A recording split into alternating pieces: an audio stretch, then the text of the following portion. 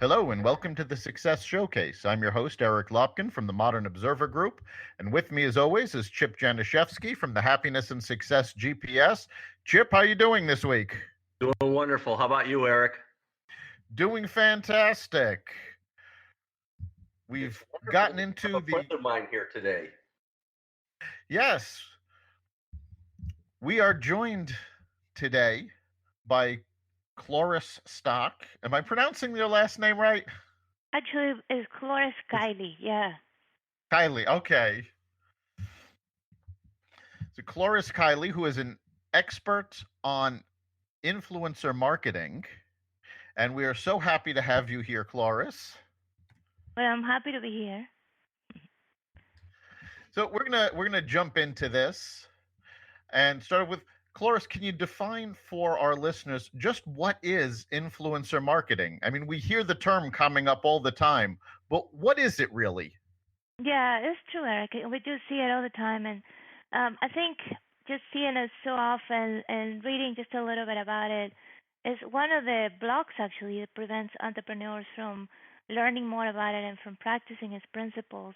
And it really is, at its core, influencer marketing is to collaborate with somebody who has an existing audience of ideal potential clients for you, so you can then grow your business, build authority, grow your list as well, and really take your business to the highest level.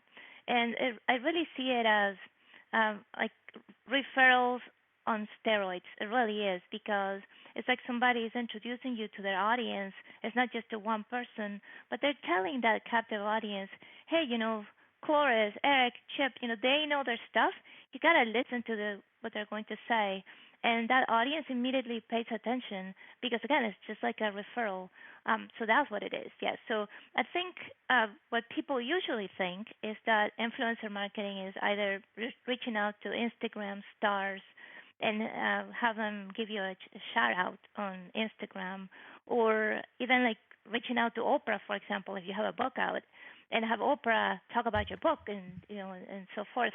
But it really isn't about celebrities necessarily, or about Instagram people only. There's so much to explore in influencer marketing, and that's why one of the reasons I wrote my book, Beyond Influencer Marketing, because I felt that there was that hole in the market for people to really know how this works. Yeah, and Cloris, I know that you have also you're practicing what you preach. You've interviewed a whole lot of really heavy-hitting authors on prior podcasts, and the list that we have here: Chris Brogan, Bob Berg, Dory Clark. I think you interviewed Wayne Dyer too, as well as his three daughters. There's a lot of people here. How do you get those people to come onto your podcast or interviewing them? Well, actually, I'm glad, Chip, that you brought that up, because having your own platform is one of the easiest ways to deliver value to influencers, and you can use that platform then to connect with them. Now, just to go over that a little bit, like for example, you guys have this amazing show. That's your platform. You can connect with influencers that way. But your platform could be also a blog or a YouTube channel or even a Facebook group where you do Facebook live shows. So you think about all the possibilities. And then, the next step is like, how do I bring in influencers to my platform? How do I do that? I would say if you really show that you are passionate about their message and you position the whole deal about a way to share their message with more people, right, then they're very likely to say yes. I think your efforts will fail if you just go out to an influencer and say, hey, I'd love for you to be on my show, period, or, this is who I am and why I know so much, and, I'd like to have you on my show.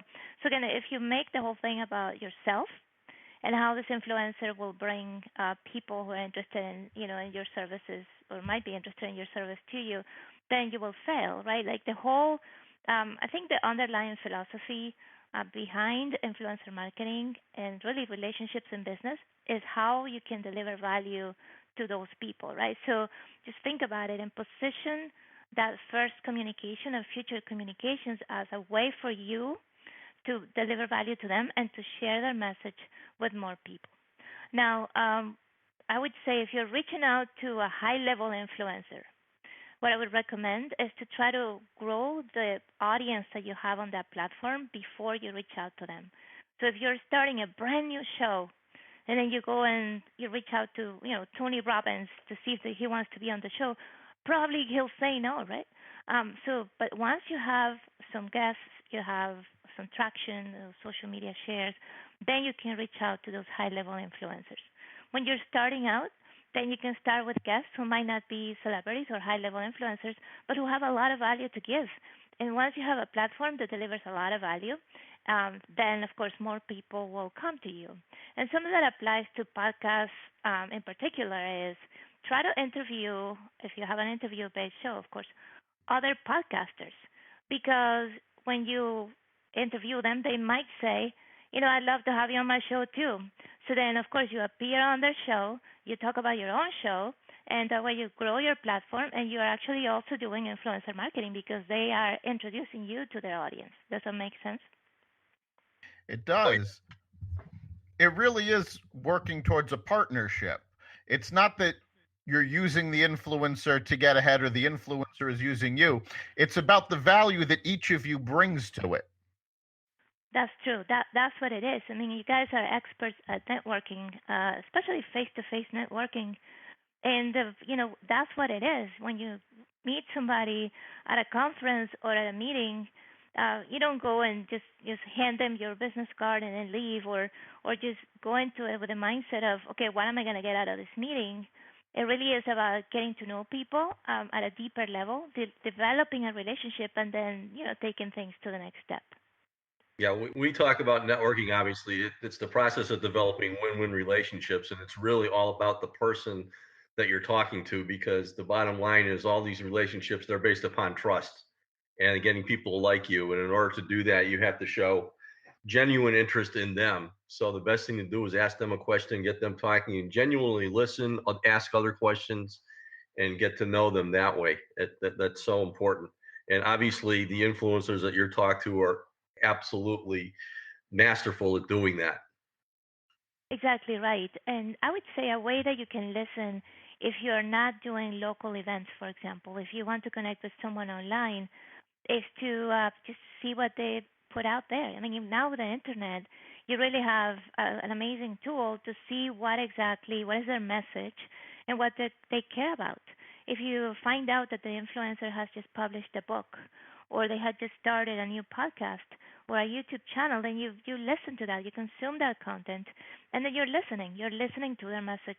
And if you show that, okay, you get it, like it's something that really resonates with you, and you mentioned that when you first reach out to them via email or LinkedIn connection or whatever it is, then they are likely to pay attention to you. I have people every day. I get emails from people wanting to collaborate with me, wanting to do joint venture partners and to be on my show. And many of them, I would say 90% of them, are from people who just say, "I love what you do.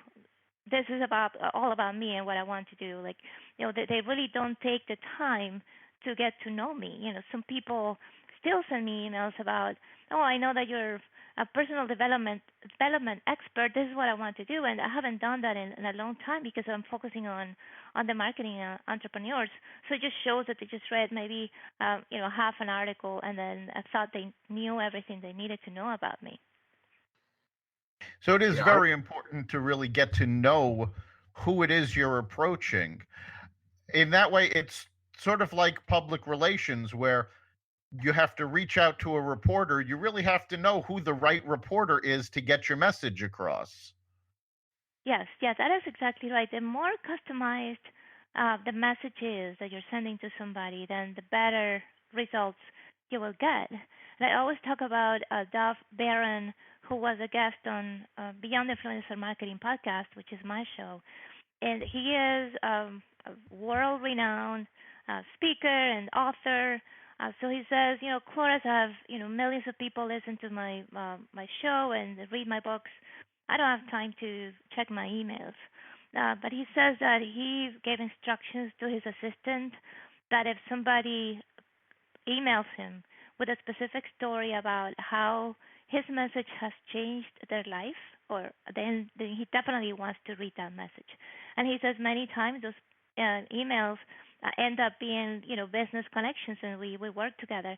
But that opens the door to that conversation. So again, if you can find something specific that has really resonated with you about that person, then that's what you have to say in your first communication. Yeah, and your website, it references templates and training and resources and so on and so forth. And the first two that are on there, number one is the quick action guide, lead magnets, and landing pages to grow your list with influencer marketing. And I think what you just talked about a little bit is the winning intro email formula to gain Mm. influence and strengthen your business relationships. Yes, I mean, for that's a little bit different. Like when you have the lead magnet guide, uh, that's that's created actually to get tangible results out of your influencer marketing effort, right? So if you, for example, are featured on an influencer's platform, and all you say is, well, if you want to get to know me better, you can go to my website. Yes, I mean you will build authority. You have something to show as some appearance is social proof, but you really will not get the most value out of that interview or presentation because you don't have a place for people to go to get something that will help them achieve what the goal that it is they want to achieve. And that is a lead magnet. So that's why I created that landing page and lead magnet guide. So you have that system in place. So when you go on a show, when you're featured on a blog, whatever it might be, then you have a website that is not just your main website, but a website for people to download something for free. So then they are introduced to what you do. It's a little bit of a taste of what you offer.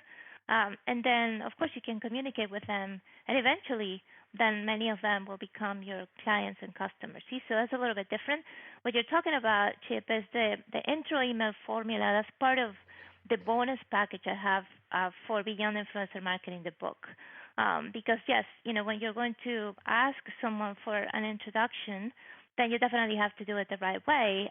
You always, regardless of how much you know a person and how well your relationship has been built, you always have to pay attention to what you're doing. And like, am I really improving this relationship and delivering value to the relationship, or am I jeopardizing this relationship?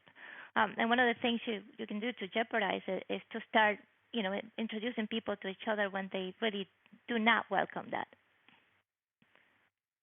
So it really does sound like influencer marketing is a lot closer to what you're doing with networking than it Mm-hmm. is traditional marketing. Yes, it's true. It's about building relationships. Because I think, right now with all the content out there for free, I mean, you just Google and you find YouTube videos, all that stuff. What people really want is to connect with someone they really trust. And then they want to hear that information and get that information and the inspiration from that person. So if you find those who share those same values, who you feel like our audiences are just perfect for each other, and then you work together, and then that person who has a captive audience introduces you to their audience, then that audience listens. Otherwise, it's just one more person who's talking about marketing or networking or how to lose weight. It's just one more person. By connecting with an influencer and having that person introduce you, then you immediately stand out. So the first step in influencer marketing is obviously finding an influencer that fits what you're doing and who you really can connect with. So, how do you recommend people take that first step to find somebody that might lead to that connection?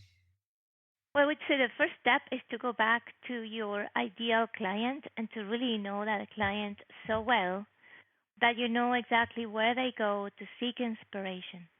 So if you know your avatar or an ideal client, down to okay, what are their habits? Like what podcasts do they listen to? What do they read? Who do they trust? If you have that information, then you can just go and seek out those sources of inspiration and information and then connect with the people who lead those platforms. So that's a good way to start. If you don't have that information, then maybe it's time to go and talk to your ideal clients and ask those questions and to really have a complete profile of what they love to do. So then you can go and create connections with the people they're likely to trust. Because again, it's not necessarily the person you're in touch with right now, but people who are just like them.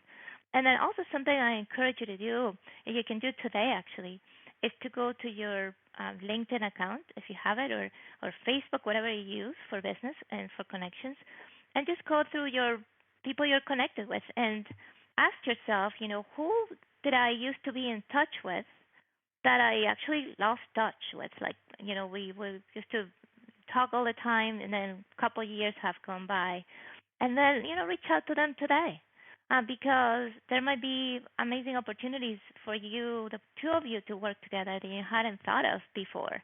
I have a group coaching program called 10 Influencers in 7 Weeks, and that was like the most important lesson that one of my students got. His name is Casey Demchuk, and he said he's a copywriter. He said, well, I said, how can I get the fastest results out of this stuff? So he said, I just went to LinkedIn, found 3 people I used to actually do work with many years ago, and we never talked again. So I reached out. I said, let's catch up. They had a call, and from that call just came new connections, and from the new connections, the new contracts came. So just something as simple as that, as just going through your connections today and figuring out, okay, who do I want to get back in touch with? That's enough. That's an excellent point. In the old days, we used to call it a call list, where you would have a list of people that you would call periodically to make sure, even if you didn't have anything, for them at that moment, just to touch base and make sure you didn't lose touch with them. Now it's so easy to lose touch because we're all connected to so many hundreds of people through social media. That is true, yeah, and that's why I always suggest that you have all your list of connections, of course, organized, but your list of top connections, and I actually have a list of like a sub list of that, and it's only about 25 people I have on the list right now, and I actually have it printed, visible, right next to my computer. So I look at that list and I say, well, every day I actually look at it and say, okay, who haven't I talked to in a long time? And then I reach out to them, and I actually take notes. Like when we talk or when we meet, then I add a note to the master sheet, and so I know what's happening, because you know how it is. As you said, we're connected with so many people that it's easy to forget. When did we talk last, and what's happening in their business. Yeah, and just by keeping in touch periodically with people, it's the old top of mind principle, which is just human nature. People are Mm-hmm. going to pay attention to the people that pay attention to them. It's true. It's true. And take on a leadership role. Like, for example, if you're building local connections and just try to organize your get-togethers and ways to bring people together. When you are a connector, when you actually introduce people to each other, whether online or in person, then you're seen as, as a leader, and that will again build on that relationship and allow you to create new things with those you know. So, is there a particular platform that you recommend people start with if they're really just starting out with this? Should they start a blog? Is it enough to be posting on a Facebook group? Where should they start? Well, I would say I've got to choose the way you're going to share your message, right? Which would be a platform. But you don't necessarily have to have a platform to start with. I would say have it just because it's the easiest way to bring value to influencers, and pick one. So I would say pick the platform, the content platform that matches what you love to do and what your ideal client likes to do, or how they like to receive that information. So, for example, if you really hate writing, don't do a blog, but let's say that you like the podcast, and you know that your ideal client also enjoys listening to podcasts, then start that. Or you could just start a Facebook group, and with a Facebook group, then you do live videos, as long as again, your ideal client enjoys that, and then focus on that one thing. A common mistake that I actually made early in my business was to want to do it all. I had a podcast, it was a radio show back in the day. I had a blog, I had video, the YouTube channel. I was doing all social media platforms. It was crazy. I was driving myself crazy. So just pick one thing and really focus on that, and then one social media platform to focus on. Could be Facebook if you're going to use it for business. It could be LinkedIn. I would not recommend Twitter to create connections. You could use Twitter to gain the attention of somebody, but not to really develop the connection. Just to choose one platform and then be there. Be there all the time and start reaching out to people and initiating connections. That's all great advice. Now, at what point should somebody start looking at influencer marketing? Is it something for someone who's early in their career, or should they wait till they're a little more established? What I would say, if you know who you want to serve, your ideal client, you're ready. Like, even if you don't have a large business or you don't have a lot of products yet or services, you're ready because the relationships start today. I mean, if you know that somebody reaches that ideal person you want to reach, then you can start the relationship by delivering value to them. And because you'll be in the early stages of your business, you will not have a podcast, for example, to feature them. You will not have a list of subscribers to share their stuff with, but you will have other things. You will have other ways to deliver value. And so it's all part of the whole creating your unique value proposition that I talk about in the book is listing ways that you could deliver value to each influencer depending on who they are. So, for example, let's say that I want to connect with Chip, and I know that Chip just released this book. So, all right, so I'm going to go and read the book. I'll buy it on Amazon.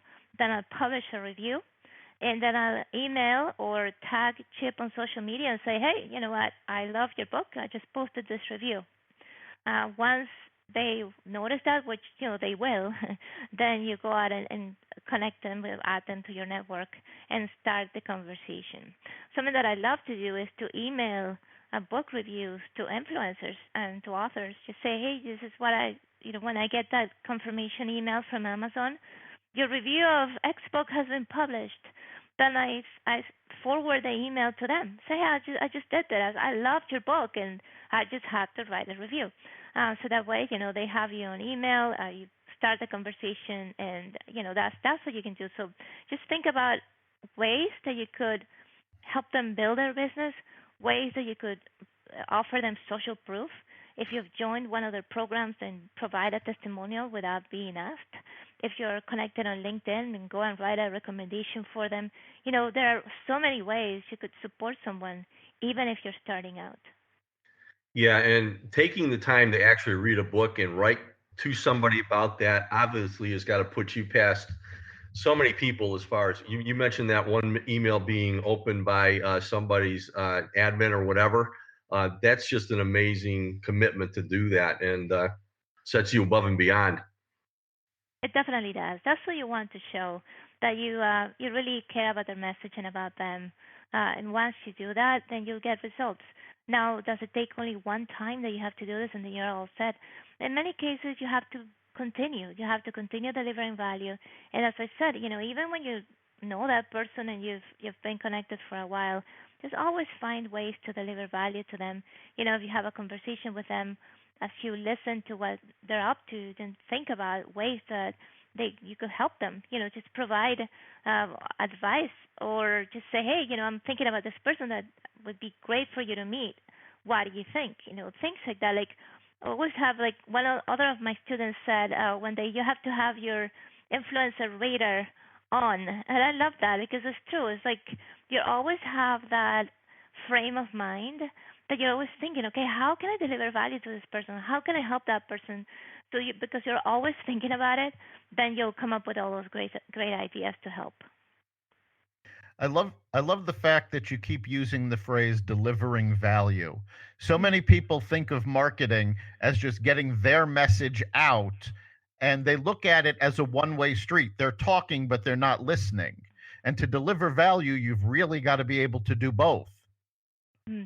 Yeah, that is true. That is true. It's all about how can I help? And there's a book that I actually recommend to all of my clients. It's called The Go Giver, and you guys probably know it by Bob Berg. And when I first had Bob on my show, it was because I said that like the principles in The Go Giver are the principles I use with my clients, to help them to grow their business. And I teach all these principles, and that actually caught his attention, and he was willing to be on my show. So Yeah, I remember when you did that because I was in the loop and listened to the interview and was able to post a little comment on there. That was just amazing. But yes, The Go Giver is just an amazing book, and I'm sure that it helped to inspire you to do what you're doing here. definitely, yes, is I have the Go Giver principles also printed out, so I can look at them every day, because yes, it is a different way to look at relationships in general, and just see things happening. Plus, you feel so great. I mean, helping people and seeing their reaction definitely feels great. Well, we're coming up on the end of our time. So, Cloris, can you tell our listeners if they want to get more information about what you do in influencer marketing, where can they go? Yeah, thank you for that. Yeah, well, they can go to ClorisKylie.com to get just information about what I do. If you just type ClorisKylie.com/influencer, then you'll be redirected to that influencer marketing guide, which you can use to get started. It has just 15 ways you can use today to gain attention of influencers. And that guide also has a link to check out my book, Beyond Influencer Marketing. So it's a good one to have. All right. We always wrap up our show with the one takeaway. So, Cloris, I'll throw this out to you first. What do you think is the one big takeaway that our listeners should take from this conversation? The number one thing is that you are ready today to get started with influencer marketing and connecting with influencers. So don't wait until X or Y happens, because you know how it is. It will never happen. Just take action today. Either go through your current connections or start working on your value proposition. Ask the questions to your ideal clients. Just take one step. And once you take that step and you document it and you feel like you've started, then you'll keep going. So just don't delay it and do something today. All right, Chip, what's the one takeaway from you? Well, I love the one-step principle because a lot of times people get intimidated up front. How am I going to do this? And then they blow it off. So taking that first step is the most important step. And thank you, Cloris, for being here. And we've learned so much today. So, well, it's awesome to be here. Thank you, guys. Yeah, I think for me, the one takeaway is, as I said earlier, delivering value. It's all about the partnership, what you can do for someone and what they can do for you. Success is not a one-way street. I love that, Eric. So thanks so much for being with us, Cloris. You've been listening to the Success Showcase. You can catch us every week at blogtalkradio.com/Success Showcase. You can also find us on the Apple Podcasts app, the iTunes Store, and wherever you listen to podcasts. Remember, make this your best week ever and make next week even better. See you then.